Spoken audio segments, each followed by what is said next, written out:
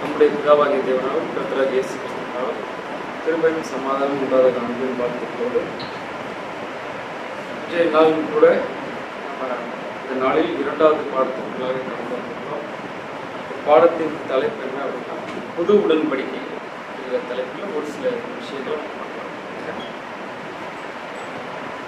அதற்கு முதலாவதாக நம்ம எடுத்துக்கிற டாபிக் என்ன அப்படின்னா லூக்கா புத்தகம் 22ஆம் அதிகாரம் 14ஆம் வசனத்திலிருந்து அதை பற்றி ஒரு சில காரியங்கள்.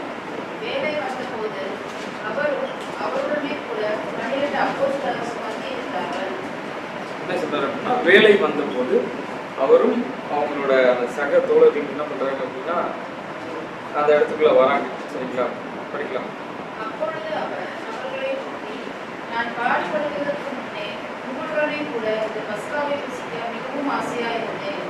எப்படி இருக்காரம்மா? ஆசையா இருந்தேன். ஏன் ஆசையா இருக்காரு?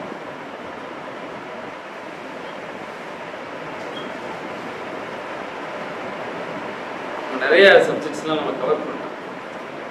ஏன் ஆசையா இருக்காரு?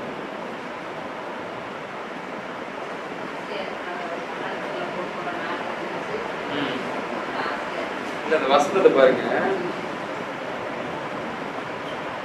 அப்பொழுது அவர் அவர்களை நோக்கி, நான் பாடுபடுகிறதற்கு முன்னே உங்களுடனே கூட இந்த பஸ்காவை புசிக்க மிகவும் ஆசையா இருந்தேன். என்னது? லாஸ்டா சாப்பிடுறோம் அப்படின்னு சொல்லிட்டு ஆசையா இருந்தா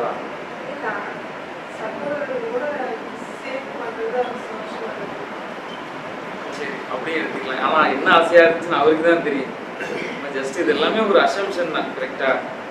ஆனா இந்த இடத்துல ஒரு முக்கியமா என்ன சொல்றாரு அப்படின்னா, இது வந்து ஒரு புது, அதுக்கு முன்னாடி காலங்கள் வரைக்கும் பஸ்கானா என்னவா இருந்துச்சு? ஒரு ஆட்டுக்குட்டி. என்ன ப்ராசஸ் நியாயப்பிரமாண புஸ்தகத்தில் எழுதியிருந்துச்சோ அதை தான் அவங்க ப்ராசஸா அப்படியே பண்ணிட்டே வந்திருக்காங்க. இன்னைக்கு கிறிஸ்து வரைக்குமே அதான் பண்ணிட்டு இருக்காங்க. இவர் பஸ்காவை ஆயத்தம் பண்ணுன்னு சொன்னோன்னே இவங்க ஆட்டுக்குட்டியெல்லாம் பிடிச்சிருப்பாங்களா? இவர் சொல்லிட்டாரு பஸ்காவை ஆயத்தப்படுத்துங்க, மேல் வீட்டாரை ரெடி பண்ணுங்க அப்படின்னு சொல்லியிருக்காரு. இவங்க என்ன பஸ்காவை ரெடி பண்ணியிருப்பாங்க? ஆக்சுவலா இதை நம்ம சிந்திச்சிருக்கோமா? தெரியல, ரைட்டா? ஆனா அந்த இடத்துல இவங்க ரெடி பண்ற பஸ்கா அப்படிங்கிறது எல்லாமே அந்த இடத்துல ஒரு ஆடு இருக்கும், போஜனம் இருக்கும், எல்லாமே அப்பம். ஏன்னா அவங்களுக்கு மேய்ச்சல் அப்பம் தான். ஆனா இவரு எடுத்துக்கிட்ட ஒரு விஷயம் என்ன அப்படின்னா அந்த அப்பம் திராட்சை ரசம் ரெண்டே விஷயம் தான். இது எடுத்துக்கிட்டு அவர் என்ன பண்ணியிருக்காரு அப்படின்னா அந்த ஒரு காரியங்கள்ல அவர் வந்து செஞ்சிருக்காரு. சரிங்களா? ஏன் இந்த இடத்துல ஒரு ஆசையா இருந்தேன் அப்படின்னு சொல்றாரு அப்படின்னா, ஃபர்ஸ்ட் தேவனுடைய சித்தத்தை அந்த இடத்துல நிறைவேற்றுறாரு. என்ன சித்தத்தை நிறைவேற்றுறாரு அப்படின்னா புதுசா ஒரு உடன்படிக்கையை ஏற்படுத்துறாரு. இதுக்கு முன்னாடி இருந்த உடன்படிக்கை வந்து ஒரு பழைய உடன்படிக்கை. சரிங்களா? பழைய அந்த பஸ்காவான அவர் ஆட்டுக்குட்டியை அவங்க அனுசரிச்சாங்க தெரியுங்களா? இது வந்து ஒரு பழைய உடன்படிக்கை. ஆனா இவரு இவரை உள்ளுக்குள்ள வச்சு அந்த பிளான்ல உள்ள வச்சு ஒரு விஷயத்த வந்து சகோதரர்களுக்குள்ள சொல்லிக் கொடுக்குறாரு. ரைட்டா? ஒரு புது உடன்படிக்கையை ஏற்படுத்துறாரு. அந்த புது உடன்படிக்கை அப்படிங்கிறது எதுக்கு அடையாளமா இருக்கு அப்படின்னா சகோதர சகோதரிகளோட பாவத்தை நீக்கக்கூடிய ஒரு அடையாளம் தான். கரெக்டா? ஸோ இந்த ஒரு விஷயம் அவங்களோட பாவத்தை இவர் நீக்கிறதுக்கு இவருக்கு ஒரு வாய்ப்பு கிடைச்சிச்சு. பார்த்தீங்களா? தேவன் கொடுத்துருக்காரு. பார்த்தீங்களா? ஸோ இதனாலதான் சொல்றாரு பாருங்க, இதே நான் வந்து உங்களுடனே கூட இந்த பஸ்காவை புசிக்க மிகவும் ஆசையா இருந்தேன் அப்படின்னு சொல்லிட்டு சொல்றாரு. அடுத்து பாருங்க, படிக்கலாம். 16ஆம் வசனம். தேவனுடைய ராஜ்யத்திலே இது நிறைவேறும் அளவும் நான் இனி இதை புசிப்பதில்லை என்று உங்களுக்கு சொல்லுகிறேன் என்று சொல்லி அவர் பாத்திரத்தை எடுத்து ஸ்தோத்திரம் பண்ணி, நீங்கள் இதை வாங்கி மக்களுக்குள்ளே பங்கிட்டுக் கொள்ளுங்கள். தேவனுடைய ராஜ்யம் வரும் அளவும் நான் திராட்சைப்பழ ரசத்தை பானம் பண்ணுவதில்லை என்று உங்களுக்கு சொல்லுகிறேன் என்றார். பின்பு அவர் அப்பத்தை எடுத்து ஸ்தோத்திரம் பண்ணி அதை பிட்டு அவர்களுக்கு கொடுத்து, இது உங்களுக்காக கொடுக்கப்படுகிற என்னுடைய சரீரமாய் இருக்கிறது, இதை நினைவு கூறும்படி இதை செய்யுங்கள் என்றார். அதான் அப்பத்தை எடுத்து பிட்டு அதை சொல்லிட்டு கொடுக்குறாரு, என்னுடைய சரீரமாய் இருக்கிறது, என்னை நினைவு கூறும்படி இதை செய்யுங்கள் அப்படின்னு சொல்லிட்டு சொல்றாரு. போஜனம் பண்ணின பின்பு அதை சாப்பிட்டு முடிச்சதுக்கு அப்புறம் அவர் அந்தபடியே பாத்திரத்தையும் கொடுத்து, இந்த பாத்திரம் உங்களுக்காக சிந்தப்படுகிற என்னுடைய ரத்தத்தினால் ஆகிய புதிய உடன்படிக்கையாய் இருக்கிறது என்றார். இந்த இடத்துல தான் சொல்றாரு. என்ன சொல்றாரு அப்படின்னா இந்த பாத்திரத்தினால் இந்த ரத்தம் எதுக்கு அடிப்படையா இருக்கு அப்படின்னா புதிய உடன்படிக்கையா இருக்கிறது அப்படின்னு சொல்லிட்டு சொல்றாரு. இதை டீட்டெயிலா அப்போஸ்தலனாகிய பவுல் வந்து பேசியிருப்பார். எங்க அப்படின்னா 1 கொரிந்தியர் 11ஆம் அதிகாரம் 23ஆம் வசனம்.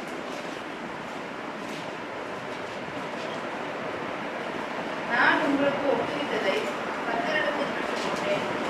என்னவெனில், கர்த்தராகிய இயேசு தாம் காட்டிக் கொடுக்கப்பட்ட அந்த ராத்திரியிலே அப்பத்தை எடுத்து ஸ்தோத்திரம் பண்ணி அதை விட்டு நீங்கள் வாங்கி புசியுங்கள். இது உங்களுக்காக விற்கப்படுகிற என்னுடைய சரீரமாய் இருக்கிறது. பாருங்க, இதுக்கு முன்னாடி படிச்ச வசனம் வந்து லைட்டா கொஞ்சம் கன்ஃபியூஷன் இருக்கிற மாதிரி இருக்கும். ஃபர்ஸ்ட் பாத்திரத்தை எடுத்திருப்பாரு, அதை பானம் பண்ற மாதிரி ஒரு சில காரியங்கள் இருக்கும். அதுக்கப்புறம் பின்பு அப்பத்தை எடுத்துருப்பாரு, மறுபடியும் பாத்திரத்தை வந்து பேசியிருப்பாரு. லைட்டா லூக்கால கொஞ்சம் கன்ஃபியூஷன்ஸ் இருக்கிற மாதிரி இருக்கும். ஸோ ஃபர்ஸ்ட் அப்பத்தை எடுத்தாரா திராட்சை ரசத்தை எடுத்தாரா அப்படிங்கிற கன்ஃபியூஷன் அந்த இடத்துல வரும். கவனிச்சிங்களா? அது ஃபர்ஸ்ட் பாத்திரத்தை கொடுத்து பேசியிருப்பாரு, பானம் பண்றதை பற்றி, மறுபடியும் அப்பத்தை பத்தி பேசியிருப்பாரு. நம்ம என்ன ப்ராசஸ் எடுத்து பண்றோம்? ஃபர்ஸ்ட் அப்பம் தான் எடுத்துப்போம். என்ன சொல்றோம், நமக்கு பங்கிட்டு கொண்டு அதை சாப்பிட்டு அதுக்கடுத்து நம்ம திராட்சை ரசத்தை பண்ணோம். பட் ஆனால் லூக்கால ஃபர்ஸ்ட் எதை பேசியிருப்பாரு அப்படின்னா திராட்சை ரசத்தை குறித்து பேசியிருப்பாரு, அதுக்கடுத்து அப்பம், மறுபடியும் திராட்சை ரசத்தை குறித்து பேசியிருப்பாரு. ஒரு கன்ஃபியூஷன் இருக்கும். ஆனால் அந்த பாருங்க தெளிவா இதுல 1 கொரிந்தியர் ரெக்கார்ட் பண்றாரு பாருங்க. ஃபர்ஸ்ட் அவர் என்ன பண்றாரு, ஸ்தோத்திரம் பண்ணி அந்த ப்ராசஸே சொல்றாரு. அப்போஸ்தலனாகிய பவுல் இந்த ப்ராசஸ் இப்படிதான் இருக்கணும், ஒரு சிஸ்டம் அந்த இடத்துல கொண்டு வர்றாரு. ஸ்தோத்திரம் பண்ணி அதை விட்டு, சரிங்களா, நீங்கள் வாங்கி புசியுங்கள். ஆக்சுவலா பிக்கக்கூடிய காரியமும் யார் தான் பண்ணணும்? நமக்குள்ளதான் பங்கிட்டு கொள்ளணும். ரைட்டா? அதை விட்டு நீங்கள் வாங்கி புசியுங்கள், இது உங்களுக்காக பிக்கப்படுகிற என்னுடைய சரீரமாகி, இதை நீங்க மைண்ட்ல வச்சுக்கோங்க அப்படின்னு சொல்லிட்டு அப்போஸ்தலனாகிய பவுல் சொல்றாரு. சரிங்களா? அடுத்து படிங்க. என்னுடைய சரீரம் அது படி கம்மி பண்ணுங்க, என்னை நினைவு கூறும்படி இதை செய்யுங்கள் அப்படின்னு சொல்லிட்டு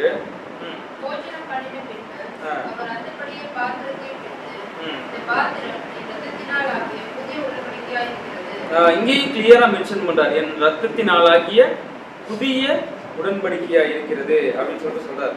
நீங்கள் இதை பானம் பண்ணும் போதெல்லாம் என்னை நினைவு கூறும்படி இதை செய்யுங்கள். 26ஆம் வசனம். நீங்கள் இந்த அப்பத்தை புசித்து இந்த பாத்திரத்தில் பானம் பண்ணும் போதெல்லாம் கர்த்தர் வருமளவும் அவருடைய மரணத்தை தெரிவிக்கிறீர்கள். என்ன பண்ணணும்? இப்ப கர்த்தர் வருமளவும் என்ன பண்ணணும்? அவருடைய மரணத்தை தெரிவிக்கிறீர்கள். இந்த இடத்துல என்ன சொல்றாரு அப்படின்னா, இப்ப நம்ம ஒன்ஸ் சாப்பிட்டதுக்கு அப்புறம் அந்த அதோட அப்படியே முடிஞ்சிச்சா அப்படின்னா கிடையாது. சரிங்களா? அதுக்கப்புறம் தான் நம்மளோட ஓட்டமே இருக்கு. இந்த விஷயம் வந்து நம்ம ஓட்டத்திற்கான ஒரு துவக்கமா தான் நம்ம பார்க்கணும். இதுக்கு முன்னாடி நம்ம ஓடினது, நம்ம பண்ணது எல்லாமே அது வந்து ஆக்சுவலா கன்சிடர் பண்ண மாட்டோம். இந்த விஷயம் நம்ம கடந்து வந்ததுக்கு அப்புறம், இதை கடந்து வந்ததுக்கு அப்புறம் பழைய மனுஷனுக்கு குணான விஷயம் என்னன்னு நம்ம பண்ணுமோ அது எல்லாத்தையும் விட்டுட்டு புதுசா ஒரு ஓட்டத்தை ஓடக்கூடியவர்களும் நம்ம இருக்கிறத நம்ம பார்க்கறோம். சரிங்களா? அதான் சொல்றாரு பாருங்க, அவர் வருமளவும் அவருடைய மரணத்தை தெரிவிக்கிறீர்கள் அப்படின்னு சொல்லிட்டு 27ஆம் வசனம். இப்படி இருக்க எவன் அபாத்திரமாய் கர்த்தருடைய அப்பத்தை புசித்து அவருடைய பாத்திரத்தில் பானம் பண்ணுகிறானோ அவன் கர்த்தருடைய சரீரத்தையும் இரத்தத்தையும் குறித்து குற்றமுள்ளவனாய் இருப்பான். எந்த மனுஷனும் தன்னைத்தானே சுத்திகரித்து இந்த அப்பத்தில் புசித்து இந்த பாத்திரத்தில் பானம் பண்ணப்படவன். கிளியரா சொல்றேன், எந்த மனுஷனும் தன்னைத்தானே சோதித்தறிந்து இந்த அப்பத்தில் புசித்து இந்த பாத்திரத்தில் பானம் பண்ணப்படுவன். அதாவது சும்மா ஏனோ தாமோ. இதுக்கு முன்னாடி ஏன் இந்த விஷயத்தெல்லாம் பேசுற அப்படின்னா, இதுக்கு முன்னாடி ஒரு சம்பவம் நடந்திருக்கு. இந்த விஷயத்தை வந்து ஆர்கனைஸ் பண்ணியிருப்பாரு, இந்த பஸ்கா வந்து ஆர்கனைஸ் பண்ணியிருப்பாரு அப்போஸ்தலனாகிய பவுல். அந்த இடத்துல திரும்பி பார்த்தா சாப்பிட்றதுக்கு அப்படியே அடிச்சுட்டு வந்த மாதிரி அவர் பேசியிருப்பாரு. ஏன் நீங்க சாப்பிட்றதுக்கு உங்க வீடு இல்லையா, சபையை தான் நீங்க இந்த மாதிரி அலட்சியம் பண்ணுவீங்களா அப்படின்னு சொல்லிட்டு அந்த இடத்துல பேசியிருப்பாரு. ஸோ இது வந்து ஒரு சாப்பாடவோ, இது ஒரு ஃபங்க்ஷனாவோ, இது ஒரு சடங்காச்சாரமோ நம்ம அனுசரிக்க கூடாது அப்படிங்கிற இடத்துல இதை நம்ம தெளிவாக நம்ம கொஞ்சம் நல்லா சொல்றது பாருங்க. இந்த மனுஷனும் தன்னைத்தானே சோதித்தறிந்து இந்த அப்பத்தை புசித்து இந்த பாத்திரத்தில் பானம் பண்ண கிடவன். ஏன் அதை சொல்றாரு அப்படின்னா, ஒரு வீடு கட்ட மனதா இருந்தால் ஃபர்ஸ்ட் என்ன பண்ணணும், அதை வந்து கால்குலேட் பண்ணணும். இது நம்மளால முடியுமா அப்படின்னு. இயேசு கிறிஸ்து அதை வந்து கால்குலேட் பண்ணாரு. அதனாலதான் அதை வந்து அழகா சிலுவையில் வெற்றி சிறந்தாருங்கிறத நம்ம பார்க்கணும். ஸோ அதே விஷயத்த நம்மளும் அதை நம்ம ஃபாலோ பண்ணி பண்ணும்போது, இந்த பாத்திரத்தை நம்மளால சுமக்க முடியுமா, இதெல்லாம் நம்ம பானம் பண்ண முடியுமா, அவரை சரீரத்தை உட்கொள்ளக்கூடிய நாம அதுக்கு நம்ம தகுதி உள்ளவர்களா, தகுதி இல்லை அப்படின்னா நம்மளை தகுதிப்படுத்திக்கிட்டு இந்த விஷயத்தை நம்ம செய்யக்கூடியவர்களா நம்ம இருக்கணும். சரிங்களா? படிக்கலாம், அதில் கண்டிப்பாக பண்ணணும்.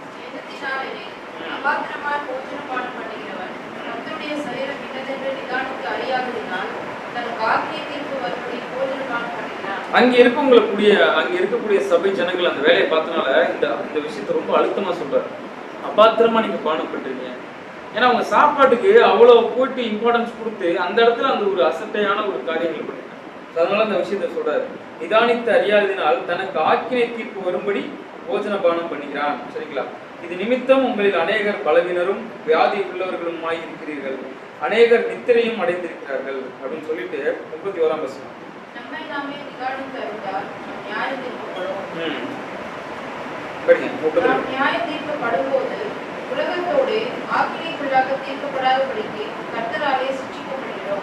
இந்த விஷயத்தை நம்ம உணர்ந்து, சரிங்களா, அதை நம்ம நிதானித்து நம்ம செஞ்சோம் அப்படின்னா நம்ம நியாயம் தீர்க்கப்பட மாட்டோம் அப்படின்னு சொல்லிட்டு சொல்றாங்க. சரிங்களா?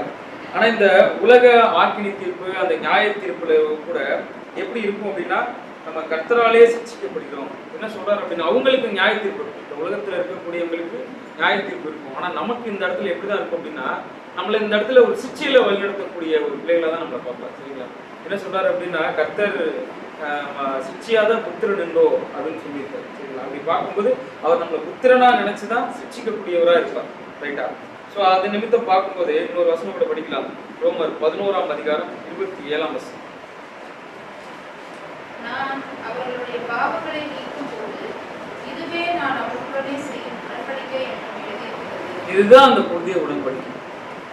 புரியுதா உங்களுக்கு? மறுபடி படிங்களேன்.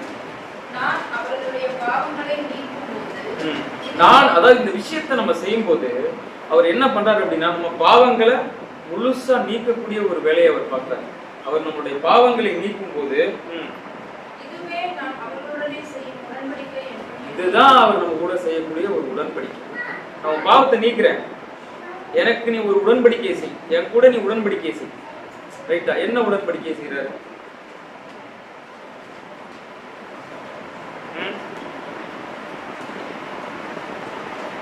புது உடன்படிக்கை ஏற்படுத்துறார். நம்ம இந்த இடத்துல ஈவினிங் பண்ண போற காரியம் என்ன அப்படின்னா நம்ம பாவத்தை அறிக்கையிடுறோம். அந்த அப்பத்தாலும் இந்த திராட்சை ரசத்தாலும் நம்ம கழுவப்படுறோம், சுத்திகரிக்கப்படுறோம், நம்ம பாவங்கள் மன்னிக்கப்படும். ரைட்டா? இதுல அவர் பண்ணக்கூடிய உடன்படிக்கைனா என்னது? நம்ம ஒண்ணு சொல்லணும், அவர் ஒண்ணு செய்யணும். அதான உடன்படிக்கை. கரெக்டா? ஒரு 2 பேருக்குள்ளான ஒரு ஒப்புரவாகுது, ஒரு ப்ராமிஸ். அவர் நமக்கு பண்றாரு, நம்ம என்ன செய்யணும்னு நான் கேட்கிறேன். அப்பதான உடன்படிக்கை ஃபுல்ஃபில் ஆகும். அதுதான் என்ன உடன்படிக்கை ஏற்படுத்துறாரு நான் கேட்கிறேன். அவர் பெரிய அக்ரிமெண்ட் ஒன்று போட்டிருப்பாரு, இதெல்லாம் எனக்கு பண்ணணும், இதெல்லாம் பண்ணி அப்படின்னா நான் அதை ஒன்று பண்றேன் அப்படின்னு சொல்லிட்டு பெரிய அக்ரிமெண்ட் போட்டார். அந்த அக்ரிமெண்ட் என்னன்னு தெரியணும்ல நமக்கு, அப்பதானே அந்த விஷயம் நமக்கு நிறைவேற்ற முடியும். ஓகே நான் அதில் சைன் பண்றேன் அப்படின்னு சைன் பண்ண முடியும். என்னன்னே இப்ப நம்ம நிறைய பேர் அப்படிதான் பண்ணுறோம், என்னன்னே தெரியாம தான் கையெழுத்து போட்டுருக்காங்க. அது படிக்கிறதெல்லாம் கிடையாது. பாவத்தை நிறைவேற்றுறீங்களா, ரைட், ஓகே, சிக்னேச்சரை போட்டு கடந்து போயிடும். கரெக்டா இல்லையா? ஸோ அதான் பார்க்கலாம் பாருங்க, ஒரு சில வசனங்களை தொடர்ந்து படிக்கலாம். எபிரேயர் 10ஆம் அதிகாரம்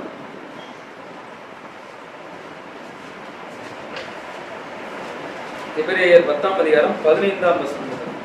இதை குறித்து பரிசுத்த ஆவியானவர் நமக்கு சாட்சி சொல்கிறார். எப்படியெனில் அந்த நாட்களுக்கு பின்பு நான் அவர்களுடனே பண்ண உடன்படிக்கையாவது. எந்த நாட்களுக்கு பின்பு? இந்த நாள், இன்னைக்கு ஈவினிங் பண்றோம் பார்த்தீங்களா ஒரு உடன்படிக்கை. இதுக்கு அப்புறம் அடுத்த நாள், நாளை தினத்தை குறிச்சோ இல்ல அதுக்கு அடுத்த மூமெண்ட் இருக்கும் பார்த்தீங்களா, அந்த மூமெண்ட்டை குறிச்சு இப்ப சொல்றாரு. என்ன சொல்றாரு பாருங்க, அந்த நாட்களுக்கு பின்பு நான் அவர்களுடனே பண்ண உடன்படிக்கையாவது. என்ன உடன்படிக்கை பண்றாரு? நான் என்னுடைய பிரமாணங்களை அவர்களுடைய இருதயங்களில் வைத்து அவைகளை அவர்களுடைய மனதில் எழுதுவேன் என்று கர்த்தர் சொல்கிறார் என்பதை உரைத்த பின்பு என்ன பண்றாரு? அவரோட கட்டளைகள், பிரமாணங்கள், இது எல்லாத்தையும் எங்க வைக்கிறார் அப்படின்னா இங்க வைக்கிறார். என்ன பண்ண சொல்றாரு இதுல?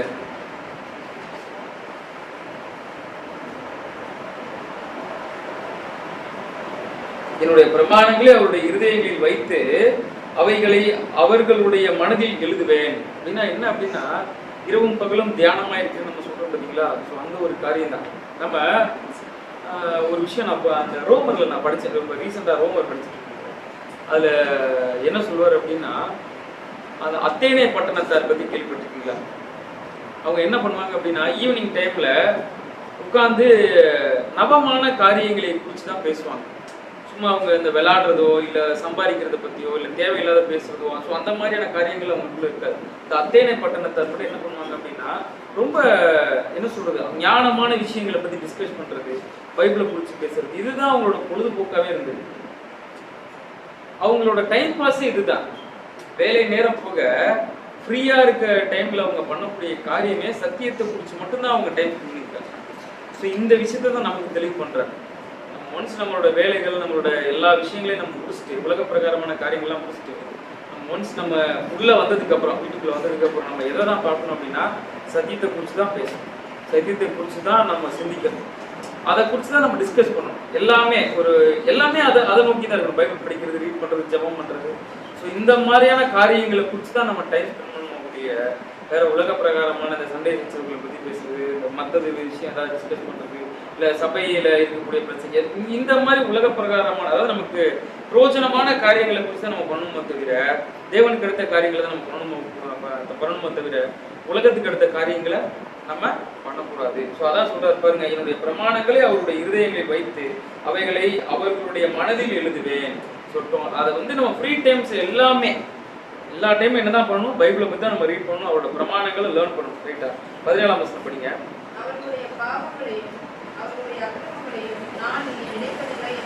இப்ப அவர் சொன்னதை செஞ்சுட்டார். ஒன்ஸ் நம்மளோட பாவங்களை அவர் கழுவுனதுக்கு அப்புறம் அவர் நமக்கு என்ன ப்ராமிஸ் பண்றாரு அப்படின்னா, நம்மளுடைய பாவங்களையும் நம்மளுடைய அக்கிரமங்களையும் நான் இனி நினைப்பதில்லை. நம்ம இது நாள் வரைக்கும் பண்ணியிருக்கோம் பார்த்தீங்களா, பாவங்கள், அவ்வளோ பாவங்கள் பண்ணியிருக்கோம், அவ்வளோ அக்கிரமம் பண்ணியிருக்கோம். அது எல்லாத்தையுமே நம்ம அவர் என்னதான் பண்றாரு அப்படின்னா, நீ நினைக்கவே மாட்டேன் அப்படின்னு சொல்லிட்டு அவரு ஒரு ப்ராமிஸ் கொடுக்குறாரு. நான் நினைக்க மாட்டேன், ஆனா நீ என்ன பண்ணு, என்னோட விஷயங்களை, என்னோட பிரமாணங்கள், என்னோட விஷயங்களை நீ உன்னோட மனசுல வை அப்படின்னு சொல்லிட்டு சொல்றாரு. 18ஆம் வசனம்.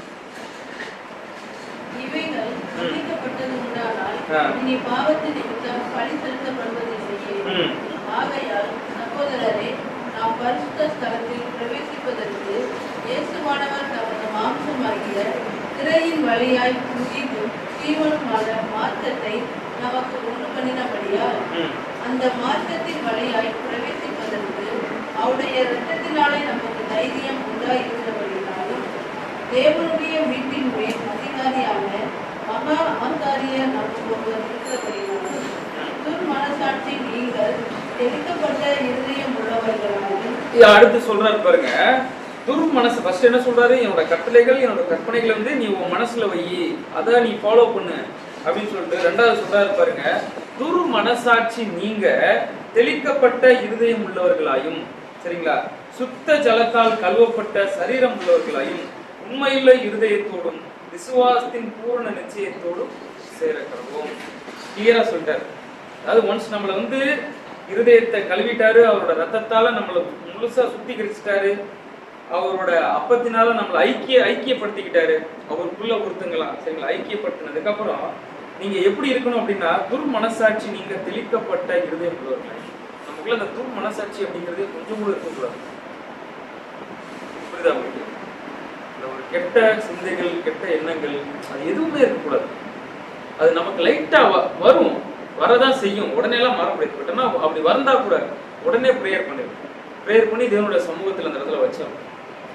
நம்மளால எதுவுமே கூடாது, ஆனால் தேவனால் எல்லாமே கூடும். சரிங்களா? ஸோ அந்த மாதிரி ஒரு காரியங்கள் நம்ம செய்யணும். ஒரு மனசாட்சி நீங்க தெளிக்கப்பட்ட இருதயம் உள்ளவர்களாயும் சுத்த ஜலத்தால், சரிங்களா, சுத்த ஜலத்தால் கழுவப்பட்ட சரீரம் உள்ளவர்களாயும் உண்மையுள்ள இருதயத்தோடும் விசுவாசத்தின் பூரண நிச்சயத்தோடும் சேரக்கடவும். 23ஆம் வசனம். அது மட்டும் அல்லாமல்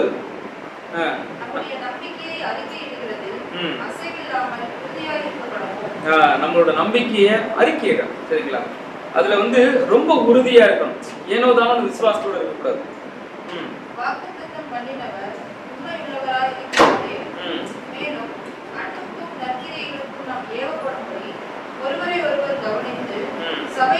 பாருங்க, இதுல சொல்றாரு பாருங்க, மேலும் அன்புக்கும் நற்கிரிகைகளுக்கும் நாம் ஏவப்படும்படி ஒருவரை ஒருவர் கவனிக்கணும். கரெக்டா? இந்த இடத்துல கவனிக்கிறதின் மூலமா தான், ஒருத்தரை நம்ம ஃபோக்கஸ் பண்ணி கவனிக்கிறது மூலமா தான் இந்த இடத்துல அன்பும் நற்கிரிகையும் வளரக்கூடிய ஒரு விஷயம் இந்த இடத்துல இருக்குங்கிறத நம்ம பார்க்கணும். ரைட்டா? ஸோ எப்படி கவனிக்கணும் அப்படின்னா, சபை கூடி வருதலை சிலர் விட்டு விடுகிறது போல நாமும் விட்டு விடாமல் ஒருவருக்கொருவர் புத்தி சொல்ல கடவோம். சரிங்களா? நாளானது சமீபித்து வருகிறதை எவ்வளவாய் பார்க்கிறீர்களோ அவ்வளவாய் புத்தி சொல்ல வேண்டும். ஸோ சபை கூடி வருதல் ஒரு சில விட்டு விடக்கூடிய சூழ்நிலைகள் வரும். ஸோ அது சின்ன விஷயமா இருக்கலாம், பெரிய விஷயமா இருக்கலாம், ஏதோ ஒரு யதார்த்தமாக கூட கடந்து போகணும். ரைட்டா? ஸோ அந்த மாதிரி போகக்கூடிய சகோதர சகோதரிகளை நம்ம எப்படி தான் பண்ணோம் அப்படின்னா, அப்படியே கூட்டி சேர்க்கக்கூடிய ஒரு காரியங்களை நம்ம பார்க்கறத நம்ம பார்க்கணும். சரிங்களா? 26ஆம் வசனம். சத்தியத்தை அறியும் அறிவை அடைந்துவிட்டு நாம் மனப்பூர்வமாய் பாவம் செய்கிறவர்களாய் இருந்தால் இந்த விஷயத்தை எல்லாம் பண்ணி முடிச்சதுக்கு அப்புறம் ஒன்ஸ் நம்மளோட அக்ரிமெண்ட் போட்டாரு, நம்மளோட பாவத்தை எல்லாம் கழுவிட்டாரு, அப்பத்தையும் திராட்சை ரசத்தை எல்லாத்தையும் பானம் பண்ணியாச்சு, முடிச்சாச்சு. இதெல்லாம் முடிச்சதுக்கு அப்புறம் கூட சத்தியத்தை அறியும் அறிவை அடைந்த பின்பு, இந்த விஷயம் நடந்ததுக்கு அப்புறம் அடைந்த பின்பு நாம் மனப்பூர்வமாய் பாவம் செய்கிறவர்களா இருந்தால் பாவங்கள் நிமித்தம் செலுத்தத்தக்க வேறொரு பலி நமக்கு இல்ல. அப்ப என்னதான் இருக்கு அப்படின்னா 27ஆம் வசனம். நியாயத்திற்கு வரும் என்று பயத்தோட பார்த்துகளும் விரோதிகளை பட்சிக்கும் கோப ஆசிரியமே இருக்கும்.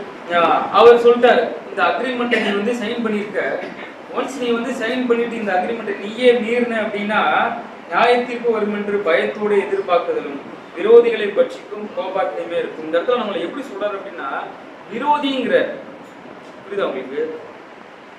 அக்ரிமெண்ட்டை போட்டுட்டு அதில் வந்து நம்ம ஒபே பண்ணி அதை நம்ம மீறணும் அப்படின்னா நமக்கு பங்காளிகளாக இருக்குமான கிடையாது, நம்ம ஆப்போனன்ட் டீமாக இருக்கும். அதான் சொல்றாரு, விரோதிகளை பட்சிக்கும் கோபாக்கினையுமே இருக்கும். ஸோ இந்த இடத்துல நம்ம ரொம்ப இந்த விஷயங்களை நம்ம கவனிச்சு பார்க்கக்கூடியவர்களா இருக்கும். சரிங்களா? ஒன்ஸ் நம்ம வந்து அக்ரிமெண்ட் போட்டு ஒரு பாவத்தை நிச்சயமா நம்மளை சுத்திகரிப்பார். சரிங்களா? நம்மளை ஒவ்வொருத்தரையுமே நம்மளோட பாவங்களை அறிக்கிட்டு நம்ம கேட்கும்போது, ப்ரேயர் பண்ணி கேட்கும்போது கண்டிப்பா நம்மளோட ஒவ்வொரு பாவங்களையும் ஒரு மன்னிக்கக்கூடியவராக தான் இருப்பார். அதுக்கு முன்னாடி நம்ம மன்னிச்சதுக்கு அப்புறம் நம்ம எப்படி வாழ்றோம், அவர் சொல்ற விஷயங்களை எப்படி நம்ம உபயோக பண்ணி ஃபாலோ பண்றோம் அப்படிங்கிறது நம்ம ரொம்ப தெளிவா இருக்கும். ஸோ அந்த விஷயத்துல நம்ம விழுந்து போறோம் அப்படின்னா நாம தான் இந்த விரோதிகளை பட்சிக்கும் கோபாக்கினைக்கும் உட்படக்கூடிய பிள்ளைகளா நம்ம இருக்கும். சரிங்களா? ஸோ அந்த விஷயத்துல நம்ம போய் விழுந்து போயிருக்கோம். ஸோ அதில் நம்ம ரொம்ப கவனமா இருக்கணும். சரிங்களா? ஒரு சில வசனம் மட்டும் வாசிச்சு முடிக்கலாம்.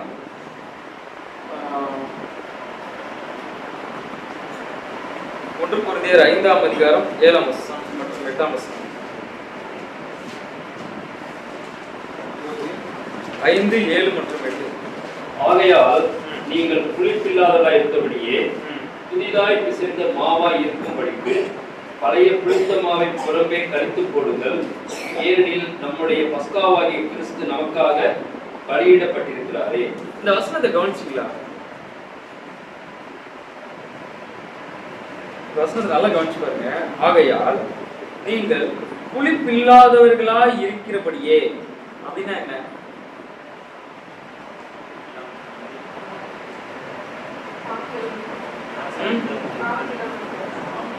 நான் உங்களை கேட்கிறேன், எனக்கு தெரியல.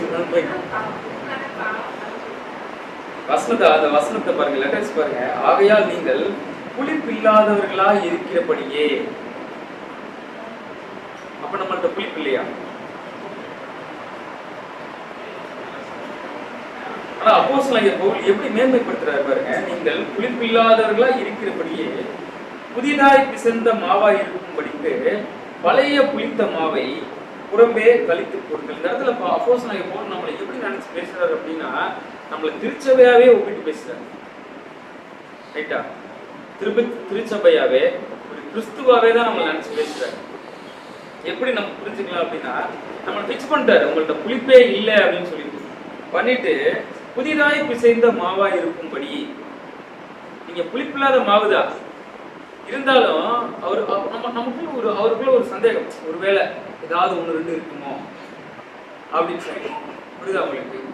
ஏன் இயேசு கிறிஸ்து அவ்வளவு தூரம் அந்த பாத்திரத்துக்கு, எனக்கு இந்த பாத்திரம் நீங்க கூடுமானா நீங்கட்டும்னு ஏன் ப்ரே பண்ணாரு அப்படின்னா, அது வந்து அவ்வளவு பெரிய ஒரு கனமான ஒரு வேலை. அதை நான் செய்யறதுக்கு தகுதியான அவருக்கே தெரியல. நான் உண்மையாவே எனக்கு தகுதி தானா அப்படின்னு தேவன்கிட்ட கேட்கும்போது, நீ தகுதி தான் அப்படின்னு சொல்லிட்டு தான் அந்த விஷயத்துல அவர் வந்து அர்ப்பணிச்சார். இல்ல நீ தகுதி தான், ஃபுல்ஃபில்லாதான் இருக்க, நீ அந்த வேலையை பாரு அப்படின்னு சொல்லிட்டு தேவன் கர்த்தர் இயேசு கிறிஸ்து அந்த வேலையை செய்ய அனுமதிச்சார். இருந்தாலுமே அவர் பாவம் பண்ணாரா? பாவம் பண்ணல. இருந்தாலுமே அவருக்குள்ள அந்த தயக்கம் இருந்துச்சு. அதே மனநிலையில இந்த இடத்துலயும் பேசுறாரு நம்மளை பார்த்து அப்போஸ்தலனாகிய பவுல். நீங்க புளிப்பில்லாதவர்கள் தான், ஆனா இருந்தாலும் கூட புதிதாய் பிசைந்த மாவாய் இருக்கும்படி பழைய புளித்த மாவை கழித்து போடுங்கள் அப்படின்னு சொல்லிட்டு, ஏனெனில் நம்முடைய பஸ்காவாகிய கிறிஸ்து நமக்காக பலியிடப்பட்டிருக்கிறாரே. 8ஆம் வசனம் படிங்க.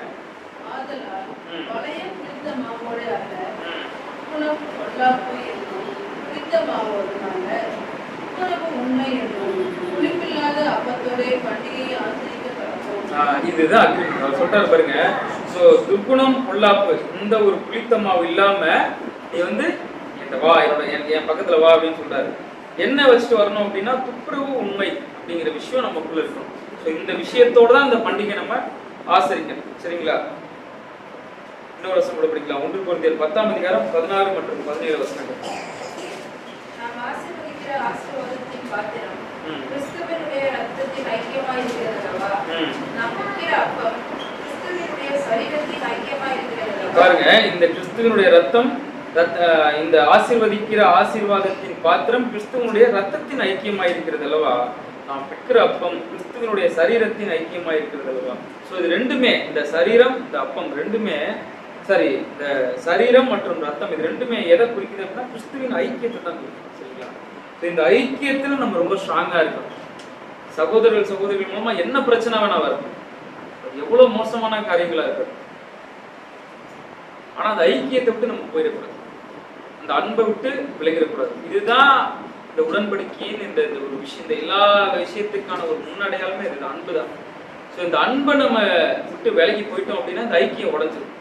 இந்த ஐக்கியம் உடையாம கடைசி வரைக்கும் பார்த்துக்கணும். சரிங்களா? ஸோ போன வருஷம் நம்ம எங்க அனுசரிச்சோம் அப்படின்னா எங்க அனுசரிச்சோம், அங்கே அனுசரிச்சோம். ஸோ அந்த ஐக்கியத்துல இருக்காங்க அப்படின்னா கிடையாது. ஸோ அந்த அன்பை நம்ம முழுக்க முழுக்க நம்ம ஃபாலோ பண்ணியிருந்தோம் அப்படின்னா அந்த ஐக்கியம் உடஞ்சிருக்குமா? ஒருத்தவங்களை மட்டுமே குறை சொல்லல, எல்லாருமே தான். இந்த ஐக்கியத்துல நம்ம முழுமையா இருந்திருந்தோம் அப்படின்னா நம்ம பிரிஞ்சிருக்கிறதுக்கான வாய்ப்பு வந்திருக்காது. ஸோ அந்த இடத்துல ஐக்கியம் இல்லாதனால தான் அந்த இடத்துல நம்ம பிரியக்கூடிய ஒரு காரியம் வரும். ஸோ அந்த ஒரு ஐக்கியத்தை நம்ம ரொம்ப ஸ்ட்ராங்கா இருக்கணும். கிறிஸ்துவனுடைய ரத்தத்தின் ஐக்கியமா இருக்கிறதுலவா நான் விற்கிற அப்பம் வந்து கிறிஸ்துவனுடைய சரீரத்தின் ஐக்கியமா இருக்கிறது அல்லவா? 17ஆம் வசனம். அந்த ஒரே அப்பத்தில் நாம் எல்லாரும் பங்கு பெறுகிறபடியால் அநேகரான நாம் ஒரே அப்பமும் ஒரே சரீரமுமாய் இருக்கிறோம். ஒரே அப்பமும் ஒரே சரீரமாய் இருக்கிறோம். போதும். ஸோ இதுதான். ஸோ ஒன்ஸ் நம்ம வந்து நம்ம அந்த பாத்திரத்தை நம்ம பானம் பண்ணதுக்கு அப்புறமும் அந்த அப்பத்தை சாப்பிட்டதுக்கு அப்புறமும் இந்த அன்பிலும் இந்த ஐக்கியத்திலும் நம்ம விட்டு விலகிடக்கூடாது. ஸோ ரொம்ப ஜாக்கிரதையா இருக்கணும். ஒன்ஸ் வந்து அவர் நம்ம பாவத்தை மன்னிக்கிறது 200% உண்மைதான். சரிங்களா? ஸோ அதை நம்ம விசுவாசிக்கணும். ஒன்ஸ் நம்ம விசுவாசிச்சு அந்த விஷயங்களை நம்ம செஞ்சதுக்கு அப்புறம் அவர் சொல்லக்கூடிய கட்டளைகள், அந்த கற்பனைகள், பிரமாணங்கள் இது எல்லாத்தையும் நம்ம மனசுல வச்சு அதன்படி நம்ம வாழ்க்கையை வாழணும். ஸோ இது ஒரு 2வது விஷயம். அதே மாதிரி நமக்குள்ள இருக்கக்கூடிய பொல்லாங்கான காரியங்கள், தீமைகள் இது எல்லாத்தையுமே நம்ம வந்து எடுத்து வெளியே போட்டுருணும். வெளியே போட்டுட்டு உண்மை துப்புரவு அப்படிங்கிற விஷயத்த நமக்குள்ள வச்சு நம்ம வேலைகள் நம்ம தொடர்ந்து செய்யணும். கர்த்தரோட ஊழியங்கள் நம்ம தொடர்ந்து செய்யணும். கடைசியா அவர் என்ன சொல்றாரு அப்படின்னா, இதெல்லாம் செஞ்சு முடிச்சதுக்கு அப்புறம் ஃபைனலா வந்து அதான் சொல்றாரு, சில சபை குடிவர்களை விட்டு கொடுக்குறது போல அந்த ஐக்கியத்திலிருந்து வெளியே போறாங்க பார்த்தீங்களா?